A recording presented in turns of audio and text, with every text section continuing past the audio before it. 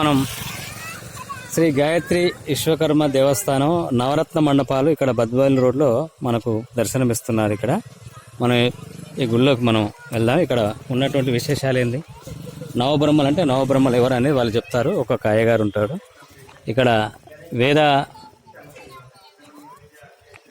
వేదం చెప్పడం ఇక్కడ చూపిస్తారు, మనకు చెప్తారు.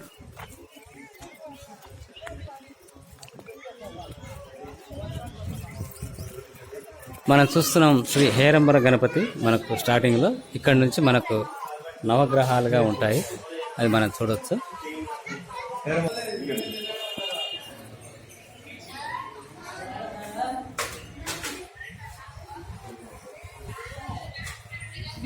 మనం చూస్తున్నాం విష్ణుమూర్తి యొక్క పరాశక్తి లక్ష్మీదేవి యొక్క ఆ యొక్క గర్భాలయాన్ని మనం చూడవచ్చు.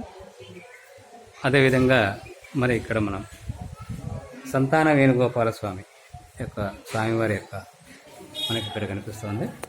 ఇక్కడ రండి స్వామి. ఇక్కడ శ్రీకృష్ణ భగవానుడు సంతాన వేణుగోపాల స్వామి రూపంలో ఉంటారు. శ్రీకృష్ణ భగవానుడు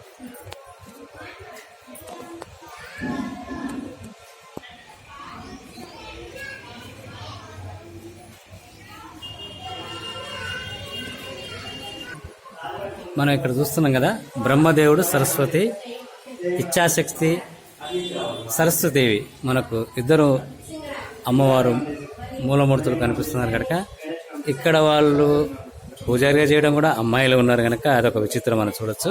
మన తెలంగాణలో కానీ ఆంధ్రలో కానీ ఇట్లాంటి ఎక్కడ మనకు ఆ సన్నివేశాలు కనిపించవు. ఆ యొక్క బాలికలు కూడా ఇక్కడ అమ్మవారికి ఇక్కడ ఆ యొక్క ఆశీర్వాదం ఇవ్వడం. బ్రహ్మదేవుడు సరస్వతి దేవండి. బ్రహ్మదేవుడు సరస్వతి దేవి సతీ సమేతంగా ఎక్కడ కూడా ఆలయండి. చెప్పండి. సాధుపాటి గోత్రం మనం చూస్తున్నట్టయితే సనారి విశ్వేశ్వర స్వామి ఇక్కడ అన్నపూర్ణాదేవిగా ఇక్కడ అమ్మవారు కొలువై ఉన్నారు. కాశీలో ఏ విధంగా అయితే అన్నపూర్ణాదేవి ఉన్నారు అదేవిధంగా మనకి ఇక్కడ కనిపిస్తుంది. ఇక్కడ ఇంద్రుడు, తర్వాత శశిదేవి ఇక్కడ కొలువై ఉన్నారు, మనం చూడొచ్చు ఇక్కడ. అదేవిధంగా మనకు ఇక్కడ కనిపిస్తున్నటువంటి సూర్యదేవుడు, సంజ్ఞాదేవి అతని భార్య మనం చూడొచ్చు. మనుబ్రహ్మ, మాడగ బ్రహ్మ హర్షి లయకారకుడైన పరమేశ్వరుడు ఇక్కడ కొలువై ఉన్నాడు. శక్తిదేవి అమ్మవారు పార్వతీదేవి ఇక్కడ కొలువై ఉన్నారు, మనం చూడొచ్చు. ఇక్కడ కూడా వారి యొక్క అమ్మవారికి సంబంధించిన వాళ్ళు ఇక్కడ పూజలు నిర్వహిస్తున్నారు, మనం చూడవచ్చు. శ్రీ మధ్విరాట్ పోతులు వీరబ్రహ్మేంద్ర స్వామి వారి యొక్క శ్రీ గాయత్రి అమ్మవారు మనకి ఇక్కడ కొలువై ఉన్నారు, మనం చూడవచ్చు. ఇవి నవబ్రహ్మ. అవునండి.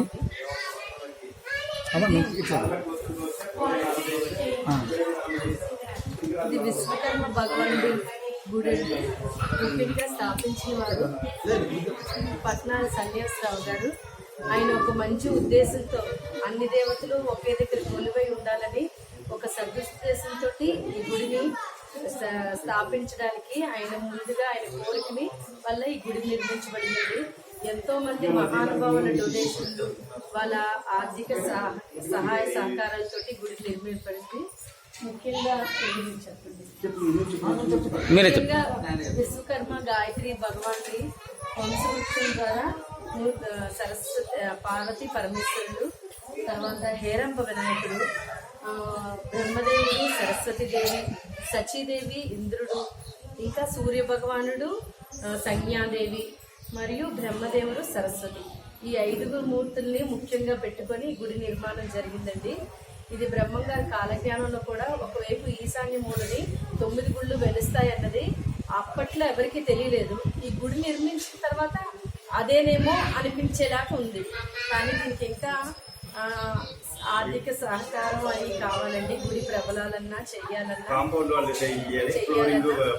భగవంతుడి అనుగ్రహం కావాలి, ఎంతో మంది భక్తుల సహకారం కావాలి. అప్పుడు ఈ గుడి కూడా చాలా ప్రసిద్ధిలోకి వస్తుంది.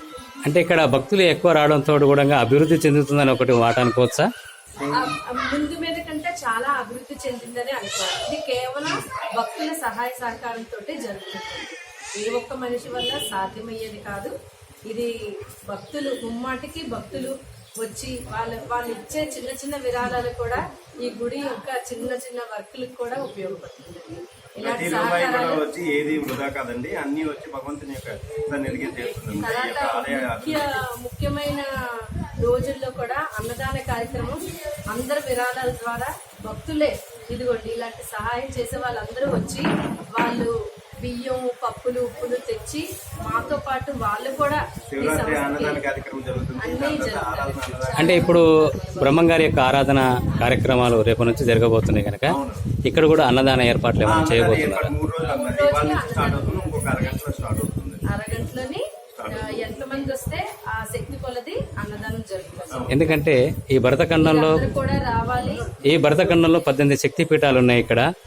ఇక్కడ నవగ్రహాలుగా ఇక్కడ వెలిసినటువంటి వారు కూడా వారి సతీమణులతో ఇక్కడ ఉన్నారు. అవునండి. అయితే నేనేమంటున్నానంటే ఈ భారతదేశంలో హిందూ అనేది అంతరించిపోయింది కనుక మరి 600 సంవత్సరాలుగా వస్తుంది. ఇప్పటికీ ఒక తలమానికంగా ఇక్కడ బ్రహ్మంగారు చెప్పిన కాలజ్ఞానంలో ఎవరు ఊహించని విధంగా మీరు అన్నారు కదా ఇందాక, ఒక స్వామి అన్నారు కట్టించినటువంటి ఒక దాత అన్నారు కదా, ఇట్లాగానే భారతదేశంలో తెలంగాణ, ఆంధ్ర ఈ విధంగా నెలకొల్పాలని మా న్యూస్ ఛానల్ ద్వారా మేము అందరినీ భక్తులని మేము కోరుకుంటున్నాము. వారికి మీ తగు సహాయ చర్యలు మాకు కావాలని మేము కోరుకుంటున్నాం. భగవంతుడి అనుగ్రహం వల్ల మా యొక్క సహాయ సహకారాలు ఈ దేవాలయంలో చాలా ముఖ్య విశేషాలు ఉన్నాయండి. అంటే చాగంటి కోటేశ్వరరావు గారు చెప్పిన ప్రకారం వచ్చి పడమట దిక్కున ఉన్న శివాలయం చాలా మంచిది, శ్రేష్టమైందని చెప్పారు. అదే విధంగా ఉత్తరముఖంలో విష్ణుమూర్తి ఆలయం ఉంది, బ్రహ్మదేవుని ఆలయం కూడా అన్నమాట. బ్రహ్మదేవుడు సతీ సమేతంగా ఇద్దరు కలిసి ఈ మొత్తానికి ఒక చిన్న ఇది ఉందండి, కథ ఉందన్నమాట. అంటే ఏంటంటే కుమారస్వామి వచ్చి శివుడిని అడిగారు అనమాట, స్వామి మీరే దేవుడు కదా, మీరు ఎప్పుడు చూసినా ధ్యానంలో ఉంటారు, విష్ణుమూర్తి ధ్యానంలో ఉంటారు, బ్రహ్మ ధ్యానంలో ఉంటారు, ఎవరిని ధ్యానం చేస్తున్నారు, ఎందుకు ధ్యానం చేస్తున్నారంటే దానికి సమాధానంగా కుమారస్వామికి శివుడు చెప్పింది ఏంటంటే, బాబు మేమంతా ఒక్కొక్కరు ఒక్కొక్క పనికి మాత్రం నియమించబడ్డ వాళ్ళు, నేను చేసిన పని విష్ణుమూర్తి చేయరు, విష్ణుమూర్తి చేసే పని బ్రహ్మదేవుడు చేయలేరు, మా అందరికీ వచ్చి సృష్టికర్త ఎవరంటే విశ్వకర్మ భగవానుడు, ఆయనే స్వయంభుడు, ఆయనే మమ్మల్ని అందరినీ వచ్చి ఇది చేసింది, ఆయన ఆజ్ఞతోనే మేమంతా నడుస్తున్నాము అనేసి చెప్పానమాట. అంటే ఒకరి పని ఒకరు చేయలేరు, అంత భగవంతుడైనా కూడా వచ్చి ఎవరి పని వాళ్ళు మాత్రమే, కానీ అన్ని చెయ్యాలి చేస్తాము అనుకున్నది మూర్ఖత్వం ఉన్నది ఆ కథ ద్వారా. ఇది వచ్చి ఏంటంటే నాగరఖండం, స్కంద పురాణం నాగరఖండంలో ఉందండి, ఒక ఘట్టంలో ఉందన్నమాట ఈ యొక్క వివరం అంతా. కుమారస్వామి అడిగిన దానికి శివుడు ఇది చెప్పారన్నమాట. అందుగురించి మనం ప్రతి మంత్రం ముందు ఓం అనేసి చదువుతాం, ఓం శివాయ నమః, ఓం విష్ణాయ నమః. అంటే విష్ణువుకి వేరు మంత్రం ఉండకూడదు అని ఓం అన్నది కాకుండా ఆ ఓం ఎవరంటే ఓంకార స్వరూపుడు విశ్వకర్మ భగవానుడు. ఆయనకి వచ్చి స్త్రీ పురుష భేదం ఏమి ఉండదండి, ఆయన స్వయంభూకుడు అనమాట. ఆయన దగ్గర నుంచి మిగతా సృష్టి అంతా ఇదైంది అనేసి చరిత్ర చెప్తుంది అనమాట. అయితే ఇక్కడ వేద పాఠశాల ఉందని చెప్పి ఆయన దేవాలయంలో అన్ని భారతదేశం సంబంధించిన మొత్తం అంతా ఇన్ఫర్మేషన్ ఉందండి. అంటే ఒక విష్ణుమూర్తి గురించి చెప్పాలంటే దశావతారాన్ని ఆ దశావతారానికి దక్కించారు. శివుడి గురించి చెప్పాలన్నా కూడా ద్వాదశ జ్యోతిర్లింగాలు, ఆ ద్వాదశ జ్యోతిర్లింగాలు మొత్తం వచ్చి గుమ్మానికే చెక్కించున్నారు. అయితే ఇక్కడ వేద పాఠశాల నడిపిస్తున్నారా? వేద పాఠశాల ప్రస్తుతం లేదండి, వేద పాఠశాల త్వరలోనే స్టార్ట్ అవడానికి. అందులో బాలికలకు కూడా అవకాశం ఏమైనా ఉంటుందండి? బాలికలకు కూడా బాలికలకి అవకాశం లేదు ప్రస్తుతం వచ్చి బాల్. ఎందుకంటే ఈ భారతదేశంలో పురుషులే పూజారులుగా ఉంటున్నారు, మరి అమ్మవారికి అయ్యవారే ఉండాలా, అమ్మవారు ఉండాలనే ఒక సంకల్పం ఉంది కనుక గాయత్రి దేవిని మనం సంకల్పం చేసుకొని పెద్దలు సమీక్షలో అది పరిశీలించి తప్పకుండా తీసుకుంటా ఉంటారు. చిన్న మాట స్వామి, బాలికలు ఉంటే ఏంటంటే రేపు వాళ్ళకి పుట్టబోయే కుమారులకే వాళ్ళకి తెలిసిన ఎమ్మంటే తల్లి వల్లనే, తల్లి వల్లే ఎంతమంది మహాత్ములు తయారయ్యారు. ఛత్రపతి శివాజీ ఆల్రెడీ జరుగుతుందండి. అదే విధంగా వచ్చి మాకు అవకాశం ఉంటే పెద్దల్ని కన్సల్ట్ చేసి తప్పకుండా అది నిర్ణయం తీసుకుంటాం.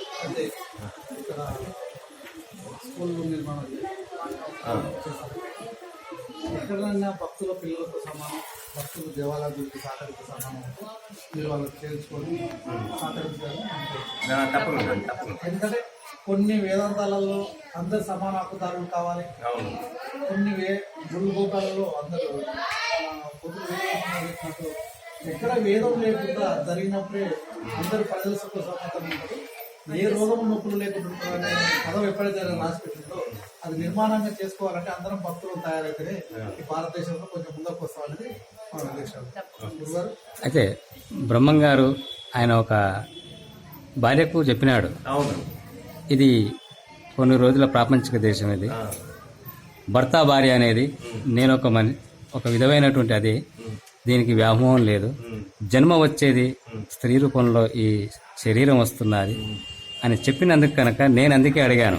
ఏమంటున్నంటే పూజారులు అయ్యవార్లే ఉండాలా, అమ్మవార్లు ఎందుకు ఉండొద్దు అని ఒక ప్రశ్న.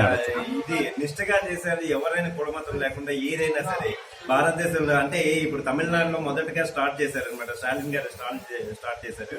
అంటే ఈ కులమతాలు ఏమీ అతీతం లేదు. మంచి శుద్ధితో ఉండాలి. అంటే భగవంతుని దగ్గర చేసేటప్పుడు మనశుద్ధితో చేస్తే చాలు అనమాట. అది మా యొక్క కోరిక, మా సంకల్పం కూడా అదే. అంతేగాని వీలే చెయ్యాలి వాళ్ళే చెయ్యాలి అంటే ఒక లెక్కలో చెప్పాలంటే మనం స్త్రీ పురుషుడు అనుకుంటాం కానీ భగవంతుడు విశేషానికి వస్తే ఆయన పురుషుడు, మనం స్త్రీలు లెక్కనే.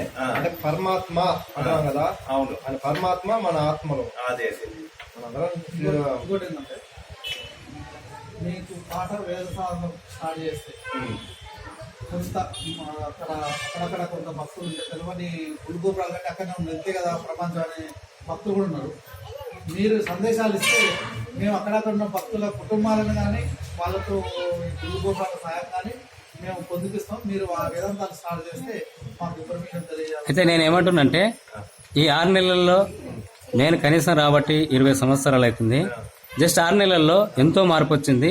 ఎందుకంటే ఒక పీఠాధిపతులు ఒక మైండ్ తోని ఇక్కడ ఎంతో అభివృద్ధి జరిగిందని నేను అంటున్నాను. ఇది నిజమా వాస్తవమా? 76 సంవత్సరాల స్వతంత్రం వచ్చినా కూడా బ్రహ్మంగారి మఠంలో మార్పు రాలేదు కనుక ఈ 2024లో మార్పు వచ్చింది. అవునా కాదా? అంగీకరిస్తున్నాను, తప్పకుండా.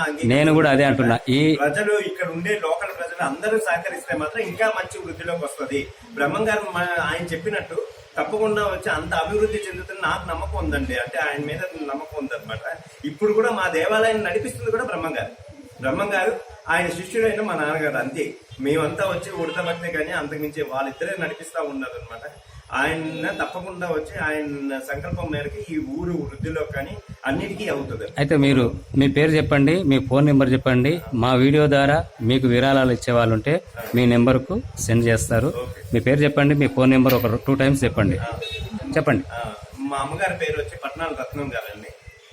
నా పేరు వచ్చి నాగదుర్గ కృష్ణ.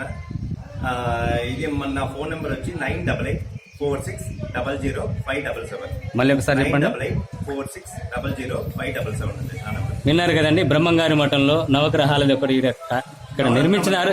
నవబ్రహ్మలు, నవరత్న మండపాలు ఇక్కడ ఉన్నాయి కనుక వీరు చెప్పినటువంటి మాటల్లో ఈ వీడియో చూసిన వాళ్ళు ఎవరైనా ఉన్నా కానీ ఇంకా ఇక్కడ అభివృద్ధి కావాలి ఈ యొక్క ఆంధ్రప్రదేశ్లో. ఇదే విధంగా తెలంగాణ ఆ ప్రభుత్వంలో కూడా అక్కడ గత ప్రభుత్వంలో అక్కడ యాదాద్రిని ఏ విధంగా అయితే తిరుపతి తిరుమల ఏ విధంగా చేసినాడో అదేవిధంగా ఇక్కడ ఉన్నటువంటి ప్రభుత్వాలు కూడా ముందుకొచ్చి ఇలాంటి దేవాలయాన్ని పట్టించుకొని పురోగతికి నడిపించాలని మా న్యూస్ ఛానల్ ద్వారా మేము కోరుకుంటున్నాం.